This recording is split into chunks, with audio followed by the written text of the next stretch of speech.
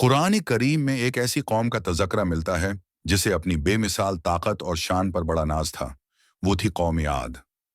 कहा जाता है कि वो गैर मामूली तौर पर तवील उम्रें पाते थे और अपने मकानात पहाड़ों जैसे मजबूत पत्थरों को तराश कर बनाते थे, जिनके आसार आज भी दुनिया के अजायबात में शुमार होते हैं।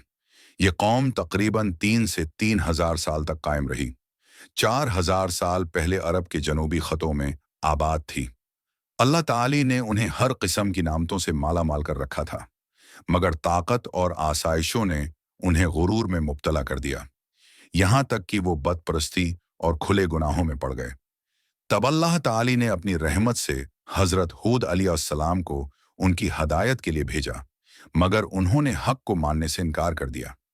आखिरकार अल्लाह का अजाब नाजिल हुआ और जो लोग खुद को सबसे ज्यादा ताकतवर समझते थे, वो तेज और तबाहकुन हवाओं के एक झोंके में मिटा दिए गए। बेशक अल्लाह ताली हर चीज पर कामिल कुदरत रखता है।